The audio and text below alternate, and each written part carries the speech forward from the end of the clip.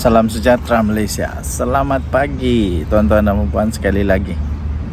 Hari ini 26 hari bulan ya, hari Sabtu. Okey. Salah satu puncak, bukan salah satu, mungkin ada 3 puncak. 3 puncak kenapa Bersatu tidak akan mendapat kepercayaan yang banyak lagi daripada rakyat. Ialah seperti dalam tajuk ulasan yang baru saja saya baca, walaupun pendek dia. Anda boleh tengoklah di dalam versi premium dia yang diberikan penjelasan lebih jelas ya, iaitu cabaran kepada Bersatu Muhyiddin Yassin, terutamanya cabaran kepada Bersatu Muhyiddin Yassin terutamanya dalam Perikatan Nasional. Yang pertama, cabaran untuk menamakan. Tapi sebelum menamakan, cabaran untuk Bersatu tetap kekal relevan peneraju di dalam Perikatan Nasional. Kerana saya lihat Bersatu sebenarnya bukan peneraju. Bukan peneraju dalam Perikatan Nasional, walaupun pengerusinya daripada Perikatan Nasional, tapi cabaran dia ialah seolah-olah Bersatu bukanlah peneraju dalam Perikatan Nasional. Kerana yang kuat dalam Perikatan Nasional bukan Bersatu. Yang kuat dalam Perikatan Nasional adalah PAS. Kita dapat lihat di sini, pertama ada dilema untuk menyatakan siapa yang menerajui Perikatan Nasional. Kalau kasih Bersatu meneraju Perikatan Nasional, dia tidak kuat. Tidak kuat manapun Bersatu. Bolehlah dikatakan bahawa Bersatu ini hanya berharap kepada ihsan pengundi-pengundi daripada PAS, pengundi-pengundi Melayu PAS, Melayu Islam, ahli-ahli PAS. Kalau Bersatu yang jadi peneraju, tidak kuat manapun, orang tidak yakin lah boleh menang. Orang tidak yakin, walaupun orang menang, orang boleh bentuk kerajaan, orang tidak yakin. Jadi sudah orang tidak yakin, bikin apa undi? Lepas tu dilema yang kedua, kalau pula bagi PAS yang meneraju, mereka tahu di Malaysia ini sentimen politik dia bukan hanya satu. Bolehlah kalau satu saja, tapi hanya menang di sebahagian tempat, tidak boleh menang di seluruh Malaysia, tidak boleh tidak boleh jadi kerajaan. Jadi mau tidak mau kasihlah nama Bersatu yang peneraju, dengan harapan suku, kaum, bangsa yang lain dapat menyokong Perikatan Nasional. Jadi PAS pun dilema juga, kasih PAS yang bos susah juga. Nanti Bumi Putra, nanti orang-orang yang bukan Melayu Islam tidak mau undi.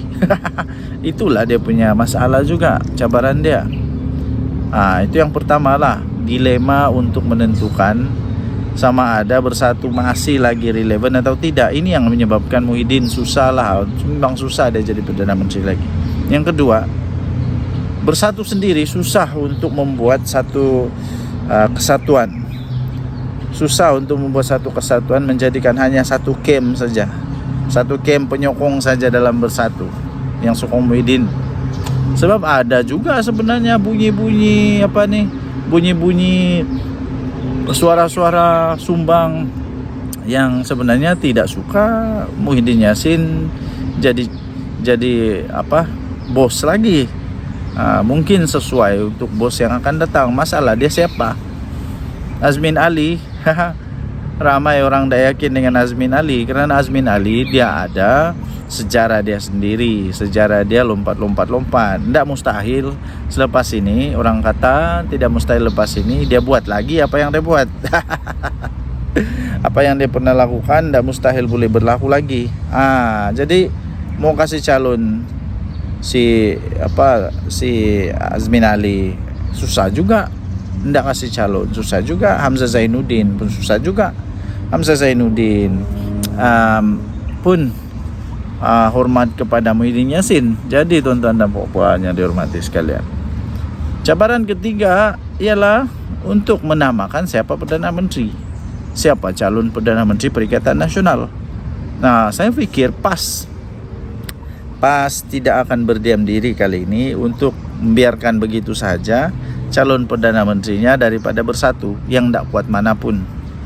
Pastinya PAS mau keadilan ditegakkan bagi mereka, yaitu mereka mau supaya Perdana Menteri daripada PAS.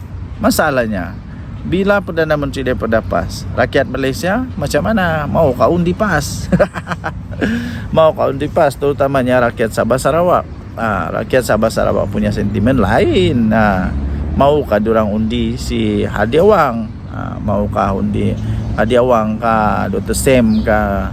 Hadiah Wang memang tidak jadi Perdana Menteri lah memang. Tapi Dr. Sem, maukah rakyat Malaysia undi ataupun sokong apabila dinamakan Dr. Sem sebagai Perdana Menteri? Ini masalah juga. Ini masalah juga. Jadi bersatu, siapa yang dia boleh kasih nama untuk calon Perdana Menteri? Hamzah Zainuddin, Peja lagi lah. Peja sudah kalah. Peja sudah kalah. Macam mana dia mau dikasih calon kalau kalah? Sekurang-kurangnya yang kasih calon mestilah yang kuat, yang menang. Sekarang ni Peja bukan ahli parlimen pun, tak menang pun. Siapa lagi? Seorang ni yang tidak dibenarkan masuk ke dalam Dewan Rakyat, dalam Dewan Parlimen. Diakah? Itu masih terlalu muda agaknya. Mungkin susah juga. Akhirnya pilihan terakhir, mau tidak mau Muhyiddin Yassin. Mau tidak mau Muhyiddin Yassin. Tapi Muhyiddin Yassin, saya fikir rakyat sudah jarak. Orang Sabah bilang sudah jarak dengan Muhyiddin Yassin. Dia sudah jadi Perdana Menteri dan akhirnya dia dilabel oleh netizen, oleh rakyat-rakyat Malaysia yang memang bukan pro kepada Muhyiddin Yassin sebagai Perdana Menteri yang gagal. Dia sampaikan itu. Jadi saya fikir Muhyiddin Yassin tidak juga. Inilah cabaran-cabaran yang dihadapi oleh Bersatu. Ini kita belum cakap lagi tentang kes-kes mahkamah yang dihadapi oleh pemimpin-pemimpin Bersatu. Keyakinan kepada pemimpin Bersatu sendiri, Muhyiddin Yassin sendiri yang tidak mampu pun untuk bawa dia punya menantu balik. Jadi macam mana orang mau percaya ni kan, susah juga. Bingung juga kepala. Inilah punca-puncanya Perikatan Nasional tidak akan jadi memerintah lagi negara Malaysia. Apa pendapat anda? Sila tinggalkan komen. Dan yang Nadi Suara Rakyat bergema di channel ini. Jangan lupa tekan butang subscribe, like dan share. Bye-bye. Salam sejahtera Malaysia. Selamat pagi tuan-tuan dan puan yang dihormati sekalian. Kita duduk dulu hari Sabtu. Kita duduk awal pagi ni. Awal pagi berapa hari bulan? 26 hari bulan 10. Kita duduk awal pagi menikmati indahnya ciptaan Tuhan dengan bertemakan dekat hutan. Okey, saya mau buat sedikit ulasan tentang kenyataan daripada Tuan Guru, Tuan Ibrahim, Tuan Man. Dia kata tunggulah PN ambil alih, baru kita akan bagi budget lah, budget untuk kerajaan, perubahan ke apakah yang baiklah. Persoalannya senang saja. Pertama, bila tu PN tak akan ambil alih kerajaan sampai bila-bila. Tak akan sampai bila-bila, tidak akan lagi. Kerana apa? Bukan main lagi Tuan Guru, Tuan Ibrahim, Tuan Man ni. Sekarang sudah jadi di luar kerajaan macam hebat betul. Macam dialah paling hebat, dialah paling tahu, dialah paling jago mentadbir negara, ya. Tapi saya mau tanya, dulu waktu Perikatan Nasional memerintah, apa yang dibuat oleh kerajaan waktu itu? Apa yang dibuat kerajaan waktu itu? Yang saya ingat, parlimen tiada bersidang. Ada masa parlimen tiada bersidang tu. Sampai ada orang tuduh lah, walaupun Walaupun itu mungkin hanya tuduhan semata-mata, tapi sampai orang tuduh Muhyiddin sebenarnya tidak mau buka parlimen sebab dia takut nanti dia digugurkan, dia jatuh, dia kalah, dia tumbang dan sebagainya lah. Sampailah keluar pikiran-pikiran macam tu. Oh, kenapa waktu itu Perikatan Nasional Tuan Ibrahim Tuan Man tidak pula keluarkan semua kehebatan dia, semua terror dia, semua orang-orang PAS yang macam handal sangat, orang-orang bersatu yang handal sangat, ya kan? Tuan Ibrahim Tuan Man kan dia pandai bagi sijil ISO untuk orang. Ya kan, dia kan hebat.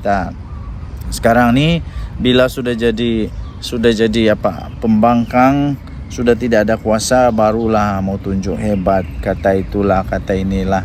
Bukan, sebenarnya ahli parlimen daripada Bayan Baru tu, ahli parlimen Bayan Baru tu minta apa tu, ini bajet bayangan, bukan kerana ahli parlimen Bayan Baru tu takut atau tidak yakin dengan bajet yang ada, bukan. Jangan salah faham tuan-tuan dan puan-puan, jangan termakan pula dengan apa, dengan helah yang tidak kurang menjadi, itulah yang tidak menjadi pun. Bukan sebenarnya tidak yakin, tapi kita mau tengok. Kalau pandai sangat, cubalah. Kalau pandai sangat, cubalah kasih keluar berapa, macam mana kamu punya bajet. Waktu Datuk Seri Anwar Ibrahim jadi Perdana Menteri, dia ambil alih je Perdana Menteri. Tengok hutang negara gila-gilanya. Lepas tu sebelum itu siapa kerajaannya? Siapa Perdana Menterinya? Kenapa Perdana Menteri sebelum itu gagal untuk mengawal keadaan kewangan negara Malaysia? Kalau terror sangat, sampai hutang gila-gila punya. Sekarang Perdana Menteri Datuk Seri Anwar Ibrahim terpaksa membersihkan semua tai-tai inilah, semua tai-tai yang ditinggalkan ni, semua masalah-masalah kewangan yang ditinggalkan, hutang-hutang negara yang ditinggalkan, semua pada kepala otak Datuk Seri Anwar Ibrahim untuk selesaikan. Kesian tak kesian, pikir-pikir sendirilah. Akhirnya rakyat Malaysia yang menanggunglah semua hutang tu. Bila Perdana Menteri Datuk Seri Anwar Ibrahim ambil tindakan untuk selamatkan ekonomi negara Malaysia, supaya pelabur mau masuk balik kepada negara Malaysia, supaya pelabur dapat tengok kita memang dalam keadaan reformasi ekonomi, reformasi sosial, reformasi macam-macam reformasi lagi. Meroyanlah tim-tim sebelah tu. Kata inilah itulah, tapi semuanya berpunca dari mana? Berpunca dari siapa? Ekonominya berpunca dari mana? Dari hutang siapa?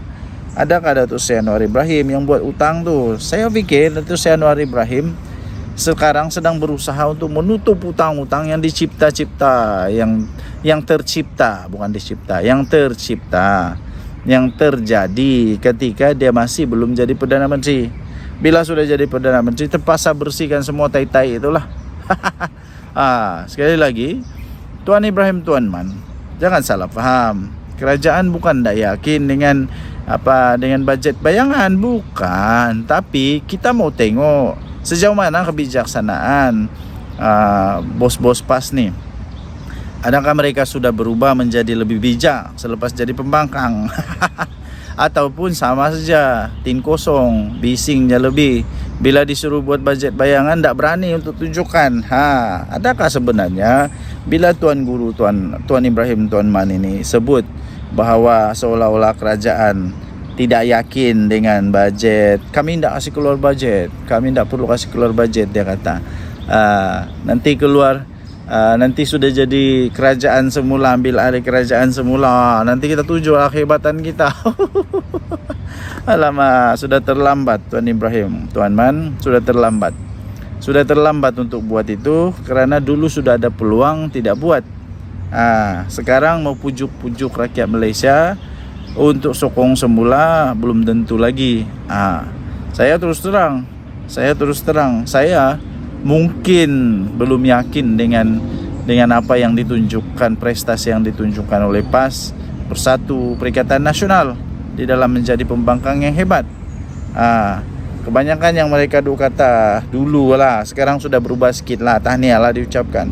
Dulu bukan tentang bukan tentang ekonomi negara yang disebut-sebut, semuanya tentang pribadi orang. Serang itu, serang ini, fitnah itu, fitnah ini, akhirnya kalah. Ini belum kita sebut lagi itu saman kepada siapa dokter tu, entah perempuan tu. Tapi sekarang dah bijak sikit lah, bijak sikit yang disebut semua sekarang ini kepada ekonomi negara Malaysia, bukan lagi kepada entah benda-benda yang diserang tu yang pelik-pelik, yang tiada pun tiada pun kepentingan, tiada pun manfaat untuk rakyat. Yang menjadi manfaatnya ialah parti itu sendirilah boleh menang nanti, dan sebagainya. Banyak betul lalat ni. Okey, so apa pendapat anda? Tinggalkan komen. Dan Nadi Suara Rakyat bergema di channel ini. Jangan lupa tekan butang subscribe, like dan share. Malaysia kita punya, cintai Malaysia, kita jaga kita. Bye bye. Okey, salam sejahtera Malaysia. Dan Nadi Suara Rakyat bergema di channel ini. Tuan-tuan dan puan yang dihormati sekalian, menjadi satu misteri paling besar sampai sekarang ialah mana Jolo dan mana menantu Muhyiddin Yassin. Mana dia orang sekarang? Dan kenapa dia orang tidak berani untuk datang balik Malaysia? Terutama kita mau mengulas sedikit lah tentang menantu bekas Perdana Menteri Muhyiddin Yassin. Heran juga kenapa dia nak balik Malaysia. Yang paling penting, kalau dia tidak bersalah, baliklah Malaysia. Jangan buat orang lebih rasa bahawa kamu itu betul-betul bersalah. Sebab kalau kamu melarikan diri, itu memang betul-betul kamu bersalah lah. Orang yang betul, orang yang benar, orang yang tidak bersalah, dia tidak akan lari, dia akan lawan dengan kebenaran. Tapi orang yang lari itu memang sah dia lari daripada sesuatu yang salah lah. Memang dia takut lah tu. Jadi kalau kamu lari, kamu takut lah. Paling kesian, ini sebenarnya akan membawa kesan buruk kepada mentua kamu, akan membawa kesan buruk kepada mentua kamu sendiri, Muhyiddin Yassin. Jadi kalau mau jaga Muhyiddin Yassin punya air muka dia, kepercayaan orang-orang Malaysia kepada dia, balik. Dan Muhyiddin Yassin pula lebih baik diam-diam lah, jangan cakap apa-apa. Sebab kamu pun tak best mana pun, tak mampu pun buat apa-apa. Kalau menantu sendiri pun tak kamu mampu untuk handle, apalagi rakyat Malaysia. Dan satu lagi kesian lah isteri kepada menantu ni, sampai hati juga ditinggalkan begitu saja kan. Okey, kita harap apa yang kita dengar akan menjadi kenyataan, yaitu sebenarnya polis di Raja Malaysia tidak pernah berhenti. Polis di Raja Malaysia tetap berusaha untuk mencari kedua-dua manusia ini, yaitu Jolo dan menantu Muhyiddin Yassin. Dua-dua sedang diusahakan untuk ditangkap. Jadi kita doakan semoga polis di Raja Malaysia berjaya menangkap. Kita doakan semoga polis di Raja Malaysia berjaya menangkap mereka kedua-dua. Jadi nanti kalau sudah ditangkap, sama ada Najib terlibat, Najib masalah, atau Muhyiddin terlibat, Muhyiddin dalam masalah, kita tidak tahulah. Tapi yang pasti kita mau supaya polisi Raja Malaysia berjaya tangkap dan akhirnya disiasat. Kalau betul-betul, kalau salah, betul tetap betul, salah tetap salah. Saya rakyat Malaysia mau melihat supaya rakyat Malaysia selepas ini kembali yakin, kembali percaya kepada negara Malaysia dalam undang-undangnya, dalam lawan rasuah, penyelewengan. Tapi itulah yang berlaku sekarang di Malaysia lah. Tahniah diucapkan kepada Perdana Menteri Malaysia yang terbaik. Denyut Nadi Suara Rakyat bergema di channel ini. Salam sejahtera Malaysia. Denyut Nadi Suara Rakyat bergema di channel ini. Okey, tuan-tuan dan puan yang dihormati sekalian. Persoalan utama sekarang ialah apa jadi dengan Najib Razak yang sudah minta maaf, buat pengakuan. Lepas itu adalah beberapa pihak yang sudah siap untuk memaafkan dia lah. Tapi ada juga yang sebut kalau dia mau minta dimaafkan, dia kena bagi tahu lah, dia kena dedah lah siapa dalang-dalang yang terlibat, siapa yang terlibat di dalam semua yang berlaku itulah. Jadi persoalannya, habis apa seterusnya? What next? Apa seterusnya selepas dia buat permohonan maaf? Takkan pula dengan mudah selepas permohonan maaf semuanya selesai. Tidaklah boleh begitu. Jadi saya fikir heran jugalah. Saya pun tertanya-tanya, mungkin anda boleh berikan input, berikan pendapat anda, apa sebenarnya tujuan dia buat begitu ya? Apa sebenarnya tujuan dia buat begitu? Saya betul-betul masih lagi sampai sekarang berfikir apa tujuan dia buat begitu. Sebab tidak ada apa-apa yang boleh berubah. Dia tidak juga keluar dari penjara, tapi mungkin kerana keputusan sama ada dia perlu membela diri ataupun dia akan dilepaskan diketahui tidak lama lagi. Adakah ini satu strategi untuk supaya dapat pengampunan ke, supaya dapat belas kasihan daripada rakyat Malaysia kah? Saya pun tidak tahulah. Dan seterusnya yang menjadi tanda tanya jugalah kepada saya, betulkah itu memang betul-betul dari dalam hati dia? Betulkah itu dari dalam hati dia? Betulkah itu ditulis oleh dia betul? Tapi saya percaya dia yang tulis lah. Cuma itulah persoalan saja. Dan kalau ia pun dia keluar nanti, masihkah dia mempunyai credibility, masihkah dia akan dipercayai, masihkah dia boleh menang kalau dia bertanding? Itulah soalan-soalan dia lah. Saya fikir rakyat Malaysia akan membuat itu sebagai satu cara untuk menilai dia nanti lah. Satu cara untuk menilai dia nanti, apakah dia akan dipercayai lagi ataupun rakyat sudah tidak percaya dia lagi. Jadi itulah itu perkara yang saya masih lagi tertanya-tanya sekarang. Apa sebenarnya tujuan dia mohon maaf itu? Apa sebenarnya tujuan dia mohon maaf? Dan kalaupun orang mohon maaf, apa yang berlaku? Tidak apa-apa yang berlaku sudah pun. Paling-paling orang simpati dengan dia, itu saja. Dan seterusnya nanti kita akan ulas pula bagaimana pula dengan Rosmah Mansur.